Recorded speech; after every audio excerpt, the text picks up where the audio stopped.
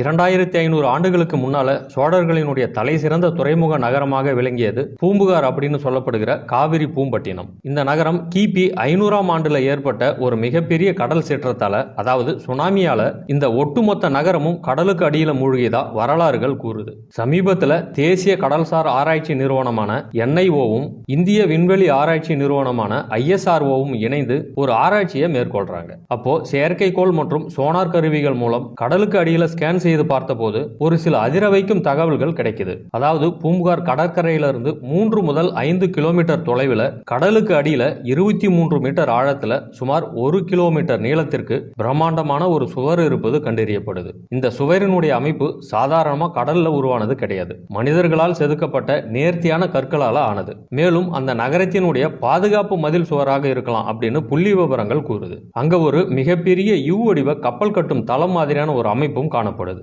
ஆய்வு முடிவின்படி இந்த சுவர் கட்டப்பட்ட காலம் ஏறத்தாழ கிமு 3000 கிமு 5000 வரைக்கும் இருக்கலாம் அப்படின்னு ஒரு சில ஆராய்ச்சியாளர்கள் கணிக்கிறாங்க. அதாவது இது சிந்து சமவெளி நாகரிகத்தை விடவும் பழமையான ஒரு நாகரிகம் கடலுக்கு அடியில புதைந்திருக்கு அப்படிங்கிறத உறுதிப்படுத்துது. மேலும் ஆச்சரியமான விஷயம் என்னன்னா, அங்க ஒரு மிகப்பெரிய குளம் போன்ற அமைப்பும் சிதிலமடைந்த வீடுகளும் 1 கிலோமீட்டர் சுற்றளவுக்கு பரவி கிடக்குது. இது கற்பனை அல்ல, நவீன அறிவியலால் நிரூபிக்கப்பட்ட தமிழர்களினுடைய வெளிவராத வரலாறு.